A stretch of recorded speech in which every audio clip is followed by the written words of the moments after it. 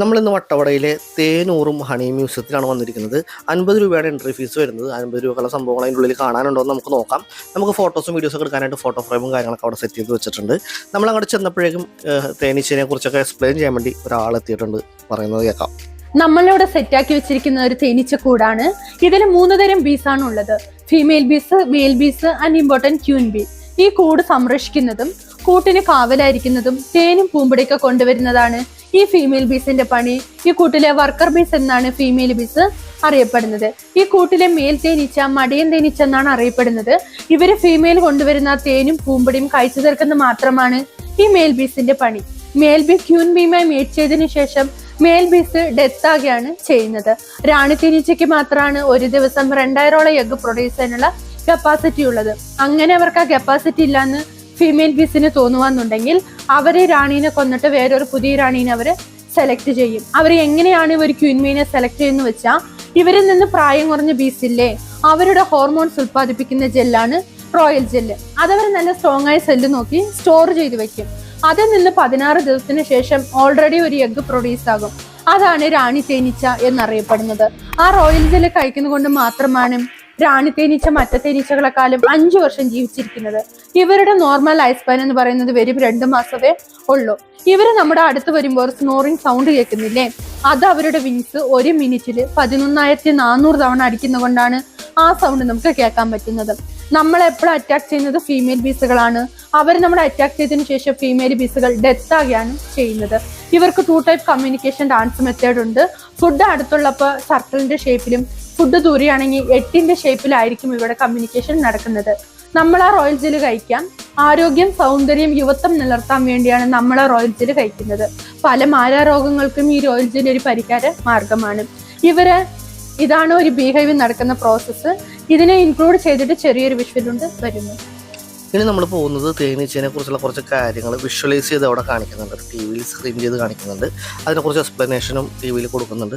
അപ്പോൾ അത് നമ്മൾ കാണാൻ വേണ്ടിയാണ് പോകുന്നത്. അതുപോലെ ഇവിടെ കുറേ കാര്യങ്ങൾ എഴുതിയും വെച്ചിട്ടുണ്ട്. വീഡിയോ ഒന്ന് പോസ് ചെയ്ത് കഴിഞ്ഞാൽ നിങ്ങൾക്ക് കാണാം.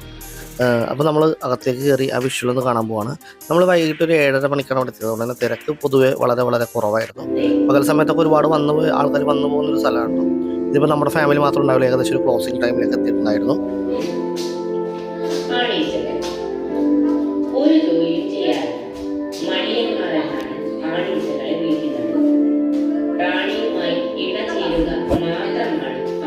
ഈ വിഷ്വലൊക്കെ കണ്ടതിന് ശേഷം നമ്മൾ തൊട്ടടുത്തൊരു മുറിയിലേക്ക് കൊണ്ടുപോയി. അവിടെ നമുക്ക് വീഡിയോ എടുക്കൽ അലൗഡ് അല്ല. അതുകൊണ്ടാണ് അവിടുത്തെ വീഡിയോ കാണിക്കാത്തത്. അവിടെ നമുക്ക് തേനെടുക്കുന്നതിൻ്റെ പ്രോസസ്സിങ്, തേനീച്ചയുടെ വെറൈറ്റി കാര്യങ്ങൾ, അവരുടെ എക്യുപ്മെൻറ്റ്സ്, പ്രോസസ്സിങ് യൂണിറ്റുകൾ, വെറൈറ്റി ആയിട്ടുള്ള ഉപകരണങ്ങളെല്ലാം അവിടെ കാണിച്ചു. എടുത്തു പറയേണ്ട മറ്റൊരു പോയിന്റ്, അവിടെ വന്ന എല്ലാവർക്കും, കുട്ടികൾ ഉൾപ്പെടെ എല്ലാവർക്കും ഒരു 5-6 തരം തേനുകൾ ടേസ്റ്റ് ചെയ്യാൻ വേണ്ടി തന്നു. പലതരം തേനുകളുണ്ട്. അതെല്ലാം എല്ലാവർക്കും, കുട്ടികൾ ഉൾപ്പെടെ എല്ലാവർക്കും ടേസ്റ്റ് ചെയ്യാൻ തന്നു. 50 രൂപ ടിക്കറ്റിൽ ഇതെല്ലാം കിട്ടുക എന്നുള്ളത് എന്തുകൊണ്ടും അഫോർഡബിളും എന്തുകൊണ്ടും ലാഭം തന്നെയാണ്. നമുക്കെല്ലാം നേരിട്ട് കണ്ട് ടേസ്റ്റ് ചെയ്ത് മനസ്സിലാക്കാനും സാധിച്ചു. അതിനുശേഷം നമ്മൾ പുറത്തേക്ക് ഇറങ്ങിയപ്പോൾ നമുക്ക് സെയിൽസിന് വേണ്ടിയുള്ളൊരു ഷോപ്പാണത്. ശരിക്കും പറഞ്ഞാൽ നമ്മുടെ വട്ടവട ടൗണിൽ നിന്ന് നമ്മുടെ വാഹനങ്ങൾ, നമ്മൾ പോകുന്ന കാറിനോ ബൈക്കിനോ തന്നെ സിമ്പിളായിട്ട് എത്തിച്ചേരാൻ പറ്റിയ ഒരു ലൊക്കേഷനാണ് ഹണി മ്യൂസിയം വരുന്നത്. ലൊക്കേഷൻ ഞാൻ ഡിസ്ക്രിപ്ഷനിൽ കൊടുത്തേക്കാം. വട്ടവടയിലെ പല സ്ഥലങ്ങളിലേക്ക് ഇപ്പോൾ ഒരു ഫാമിലൊക്കെ പോകണമെങ്കിൽ മിക്കവാറും ഉള്ള ഏരിയയിലുള്ള ഫാമുകളൊക്കെ റോഡുകളൊക്കെ വളരെ മോശമായിരിക്കും. പക്ഷേ ഈ ഹണി മ്യൂസിയത്തിലേക്ക് എത്താനുള്ള റോഡ് നല്ല സേഫാണ്. നമുക്ക് വണ്ടി ഓടിച്ച് വരാം.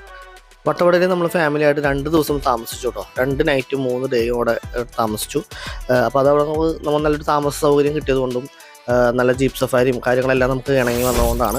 അപ്പോൾ അതിൻ്റെ എല്ലാം താമസ സൗകര്യത്തിൻ്റെ, അക്കോമഡേഷൻ സ്പേസിൻ്റെ വീഡിയോയും അതുപോലെ ജീപ്പ് സഫാരിയുടെ വീഡിയോ വട്ടവടയിൽ എന്തൊക്കെ കാണാനുണ്ട് അതെല്ലാം നമ്മൾ ഓരോരോ വീഡിയോ ആയിട്ട് ചെയ്ത് നമ്മുടെ ചാനൽ ഇടുന്നുണ്ട്. ചാനൽ ഒന്ന് സബ്സ്ക്രൈബ് ചെയ്തേക്കാം. ആ വീഡിയോകളൊക്കെ നിങ്ങൾക്ക് കാണാൻ സാധിക്കും.